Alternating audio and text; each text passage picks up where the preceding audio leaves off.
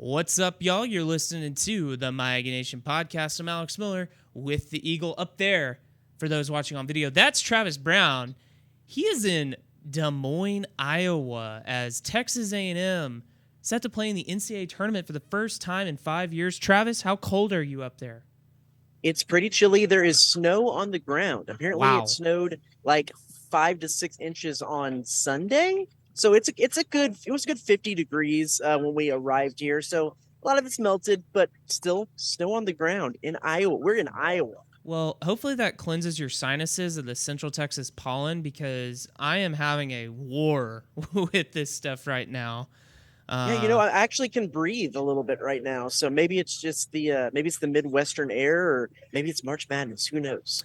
Well, hey, the Aggies, they can breathe a little bit. This time last year, they were on pins and needles, didn't get into the big dance. This year, they were squarely in. What's just kind of the mood of this team? I mean, A&M hasn't been in this tournament since any of these guys have been on campus. Yeah, I think that is kind of the mood. When you ask any of them about seeding, if they thought they should have been seated higher, anything like that, it doesn't matter. They're here. They're here to play. I got to talk to a few of them about kind of their earliest March Madness moments and their favorite March Madness memories and whatnot. And man, all of them are just like, this is their goal. This is what they wanted to achieve, and they're happy to be here. Got to watch practice today, open practice, a lot of goofing off. Before every game and practice stuff, they do a whole half court shooting contest. Buzzy's even got involved with it today, hoisted up a few tries at half court. I think it was Hayden Hefner who was the first one to hit one today. So a lot of goofing off, a lot of having fun, but a lot of getting shots up and doing work. And so I think that's kind of the vibe. Is they're I'm gonna say that they're happy to be here in that that's all they accomplished. But any of the periphery stuff seems to be quelled with just they're here and they're ready to do business. Well, A&M's certainly going to have their hands full on Thursday night. They play Penn State, the 10 seed in the Midwest region, 8:55. I think it's on TBS if I read my newspaper correctly. But what's just kind of the focus on this matchup? Because this is not a team it seems A&M can just overlook. Right, and it's not necessarily a great matchup for A&M in that Penn State is a team that shoots a whole lot of threes. A&M, of course, their defense is built around defending the inside of the paint, and they want to give teams more opportunities to shoot threes, more opportunities to shoot lower percentage shots. And Penn State wants to shoot threes. So A&M is I asked a couple players, they said they're not going to alter a lot. It might have to do with a little bit more face guarding, a little bit more guarding guys closely so that they don't have some more open looks. But it's an interesting matchup. Buzz Williams has said when you look at Penn State, they do a lot of, and if you pull them up on KenPom, it's a lot of really, really neon green and a lot of deep red, in that they do some stuff really good. They shoot the ball really, really well. They don't force a whole lot of turnovers on teams. They don't offensive rebound very well. But they do shoot the ball well. They do steal the ball well at times. So they're the 17th adjusted offense efficiency in the league, 99th adjusted defense according to KenPom. It's not an easy matchup when you look at it on paper. Their standout, Jalen Pickett, one of the highest usage guards in the entire league. There's a lot going on with this team, and it's going to have to probably change a way A&M plays defense a little bit. How much they're going to get away from just strictly guarding the paint, that'll be to see, but they've got to do something different, or else Penn State's going to have a field day shooting from behind the arc. Yeah, Pickett's going to be a tough matchup for them for sure. I wouldn't be surprised if we see Dexter Dennis on him a good amount Thursday night. This has been sure. And one other point that Buzz brought up today that was actually kind of interesting is a lot of talk about him because of how good he is. One of the best. I mean, one of the first All-Americans Penn State's had in almost 2 decades, if I'm not mistaken. And so But he said the focus isn't necessarily going to have to be just on Pickett, because if you focus just on Pickett, such a good decision maker that he can get the ball to the other guys, and the other guys can hurt you. So it's going to be kind of know where he is, but they kind of have to keep playing their same defense the way they do, because if they focus in on just him, he can hurt them with his decision making too. Penn State seems to be kind of a trendy upset among a lot of, pundits and people that are picking these games. Robert Sessler wrote, I thought, a really good column in this week's paper, saying how, A&M might have felt like they were underseeded, but the only thing that matters now is if the Aggies win games or not. And, this is kind of maybe be a measuring test of, okay, were people maybe wrong about A&M, or were they right? And A&M should have been seeded 7th overall after all, I should say. Yeah, when you go into that ranking, I mean, you got to think a little bit goes into those 2 quad 4 losses early. You got to think a little bit goes into. I wouldn't put it past the fact that they needed to try to get A&M and Texas together in the same little quad of the bracket. And then you could even go in, if you want to really put your tinfoil hat on, that they might be punishing Buzz for the rant that he had last year when A&M got left out of the tournament. I think scheduling is going to matter, and I think they said they're even looking into that more heading into the next season, what that non-conference slate looks like. That being said, you're right. It is about just winning games, and it's up to A&M to find that way to play defense against the hot shooting team. And then they're going to have that test potentially against Texas, which Texas, one of the hottest teams in the country right now, flew through the Big 12 tournament, another iffy matchup for the Aggies. And really, that whole region that A&M is in is difficult. So it is going to come down to winning games. And I'm curious to see where the fans and where the team puts success in this tournament run, because I think so much of the season has been just get into the dance, just get into the tournament, because they haven't been there in so long. Now that they're here, what's going to be success, and what's the measure of that success? All eyes, as you said, are on a potential second round matchup against Texas. That would be Saturday. What do you think? What do you think of the chances of that game actually transpiring? It almost happened in 2016. Sans a half court shot by Northern Iowa. Yeah, Northern Iowa, who was running rampant through that bracket back in 2016. I think the chances are pretty good. I think A&M, if you look at most of the analytics websites, have A&M as a pretty good favorite in this game. So I think that the first game should be a win for Aggies. That should be something that they expect out of this team. Colgate, I don't think, is necessarily going to give Texas all of that much trouble. They should advance to the second round, and so I think that should be the matchup that everyone is expecting. Well, as we have the awkward interaction here, where Penn State's literally 2 feet away from me practicing right now on the court at Wells Fargo Arena. So, well, if you get a ball to the face tomorrow night, Travis, it might not have been an accident. So, hey, I could get a ball to the face right now. That's why earlier I was like looking all over the place. So my head's on the swivel. I'm ready to make a rebound, save a pass. I'm here, ready to go. There you go. Your grandfather would be proud of you. Anyway. Travis, too, I know you just got there, like 3-4 hours ago. You haven't been there a short time, but you seen a lot of A&M fans? I mean, Iowa is kind of a hard place to get to, and it's not necessarily close to College Station. Yeah, decent amount of fans here for the open practices today. I'm actually looking at a family right across the way from me, a family of 4 all wearing Aggie gear. A lot of fans, when the A&M came off the court, ran down to get autographs. I talked to a couple of them. One father-son duo who made the drive up from Cyprus. Their son was a freshman at A&M, and they wanted to make the drive. They actually go to a March Madness site every year. They were thinking about Sacramento this year when A&M got in, and it was Des Moines. They changed the plans, came up here, and then another guy who is a Des Moines native, who was an Aggie, went to A&M, came back and lived here the rest of his life, and he was pretty pumped that the Aggies were coming to his backyard, because he makes the trip down to College Station, he said, for football games, but not so often in basketball, and to have them in his backyard was a pretty special feat. So wasn't overwhelming, but there wasn't just a huge crowd here for practice today anyway.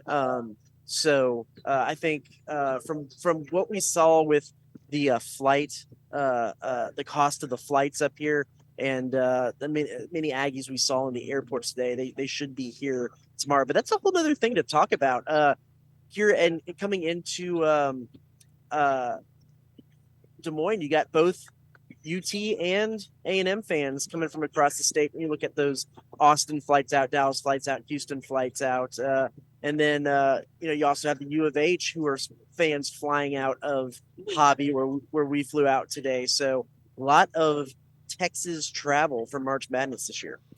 Yeah, certainly a lot of Texas flair in the Midwest region. Travis, it's not March if you don't make a bracket, right? We're not going to... Mine's done. Yours is done. Congratulations. Mine is done. I'm still contemplating a few of my picks.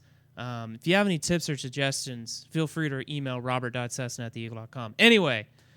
Hey, so wait, here's the thing, though. Okay. We have a bracket that you and me are both in. That's and true. And if you haven't finished your bracket, I know what you're about to ask me, and I don't want to help you out. Okay, well, I wanna here's beat the you deal, down. Travis, is that I'm more concerned on maybe some of these first-round matchups. I know who is in my Final Four. And Okay. that's what I'm about to ask you about. We don't have time to go through a whole bracket, and I don't want to put y'all through that because that would just be boring. But we will share our Final Four picks and how far we think A&M will go because that's what you care about. So, Travis, we'll lead with you. First of all, who's your Final Four?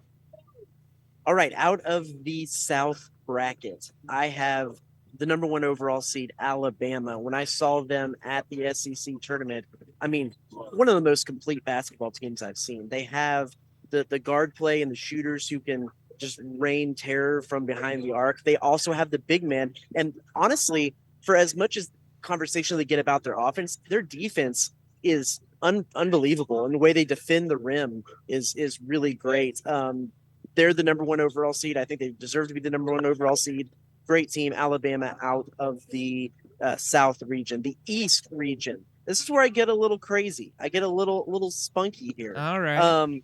My region final is actually the 4th-seeded Tennessee over second seeded Marquette. So I actually have Tennessee, even without Ziegler, Wow. coming into the Final Four out of the East bracket. I think they're a good team, and I think the matchups they have working through are good.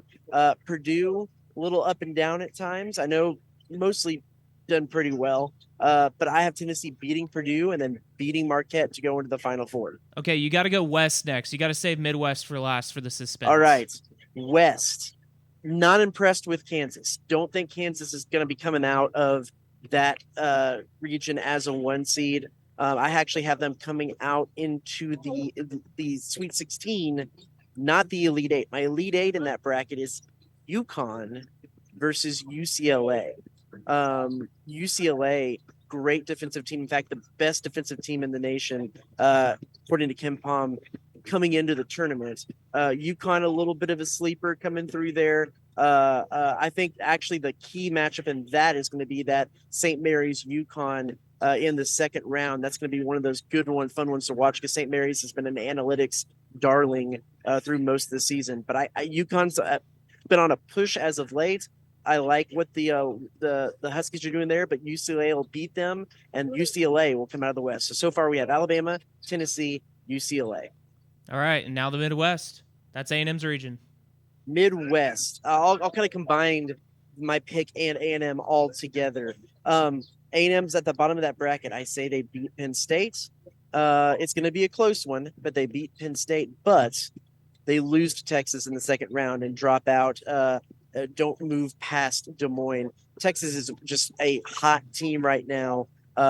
Really good, kind of that similar, really good both in the post and outside shooting. So I don't think A&M can quite handle that. I actually have Texas going all the way out, of course, to the Elite 8, and they are going to face Houston, who is a national championship darling for a lot of people. And the Houston Cougars come out of the Midwest region to face UCLA. So that's Alabama, Tennessee, and Houston, UCLA in my Final Four. Who's your champion? My champion, Alabama beats Houston. I just think they are the most complete team in the tournament field, and it's going to be hard to beat them in tournament play. All right. I dig it. Okay, Alex, what about you? In my bracket, okay, I've got Alabama coming out in that first region. Okay, they are so good. They're so complete. Their bigs are they're so deep at their post position, and I think that if they face Arizona in the Elite Eight, that's going to be a really tough matchup for them. But I see them winning. Going down to the bottom half of the bracket, Purdue is a good team, but I think Duke is on the rise in John Shire's first year. I know you have Tennessee in your Final Four. I have Duke coming out of that region, Travis, making it happen. So you have Duke beating Tennessee. I have Duke beating Tennessee, and I'm going to have Duke beating Marquette. I'm trying to remember this in my head. I should have brought my bracket in front of me. No, you'd have Duke beating Purdue. Duke beating Purdue. That's yeah. But isn't Marquette the 2 seed for the Elite Eight? You're right. The Elite Eight, right. Yeah. So I've got Alabama and Duke. Okay, and then to the West, I feel okay about Kansas. Okay, I know that Kansas. It's hard to think that a team could go back to back. I like Kansas coming out of that region. I think one of the best games we're going to see though of the entire tournament, if it happens, I have UCLA and Gonzaga in the Sweet 16. And I have UCLA winning that game, but I think that's going to be great. Drew Timmy's so fun to watch. But I got Kansas beating UCLA. Man, you talk about a matchup of blue bloods. And then finally, in the Midwest region, A&M beats Penn State. I think A&M keeps it going. They beat Texas. They get revenge on Xavier from last year's NIT final. And if they play, here's the deal too. Houston's so hard to pick right now because I don't know what's going to happen with Marcus Sasser. They just looked like a totally different team without him against Memphis in the AAC final, in the American final. But at the same time, I think Memphis really had the edge, kind of how A&M played against Alabama in that first game at Reed Arena.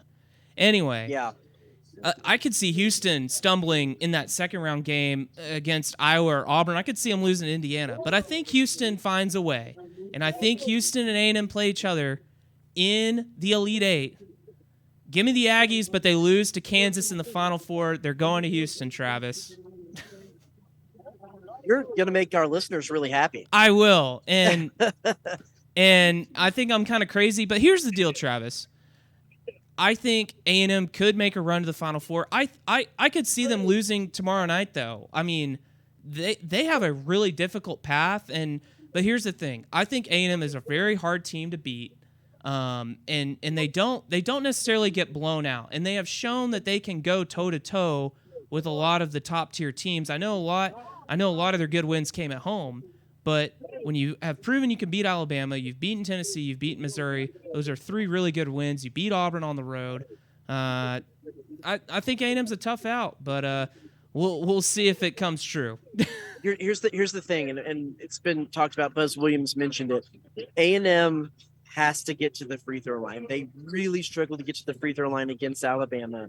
And Buzz Williams made a good point that this is all new for everybody. This is new for the two teams that are facing each other because most of the time they're not playing each other in conference play or non-conference. And it's new for the refs too. The refs usually aren't calling games against these teams. And so they might not exactly know how they play. They might not know what they're looking for, and that could play into A&M's favor or it could play not in their favor, but they have to draw fouls. They have to get to the free throw line. If there's actually one thing that A&M struggled with, it's field goal percentage late in the season, just hitting shots. And so if they don't get to the free throw line and if they don't offensive rebound, it could spell an easy out for them. But if they do those two things, they will be solid and they can make a little bit of a run. Here's a question I have for you, kind of closing. A&M, first time in the NCAA tournament in 5 years, but, made a run to the SEC championship game last year, made a run to the NIT championship game last year, made a run to the SEC championship game this year. I know that this is a totally different level of play, maybe, but how much does it help that they have, had to go through a tournament-style play multiple times with some of these guys this last 2 seasons?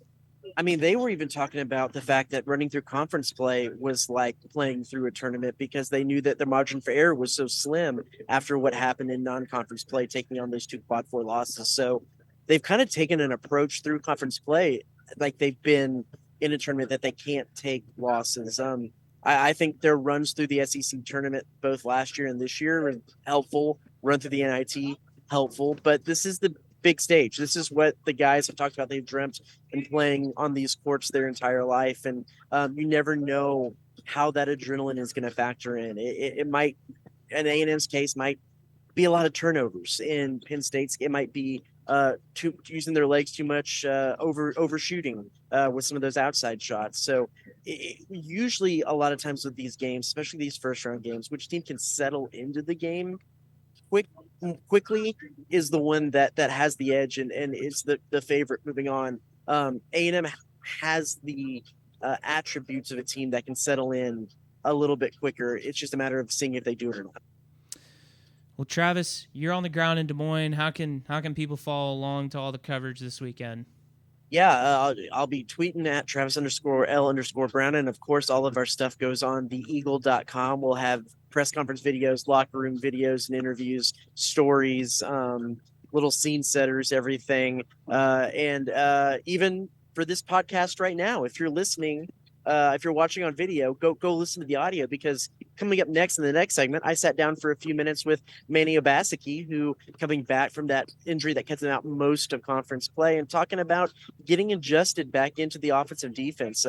His time has been limited, but if you even saw in the Alabama game, there was times where when there was a free throw or a reviewed play, Buzz would call him over and he'd diagram stuff out on the grease board for him right then, because he's still getting worked in, still getting integrated into the system and how things have changed. And so it's kind of a fascinating story, fascinating look, because when you look at guys who can defend the perimeter, Manny Obaseki is one of those guys. It might be a guy they need to lean on for some depth through this tournament run.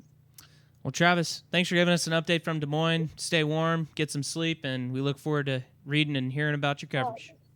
You got it. And be sure to stick around for some Manny Obaseki coming up next on the My Aggie Nation podcast.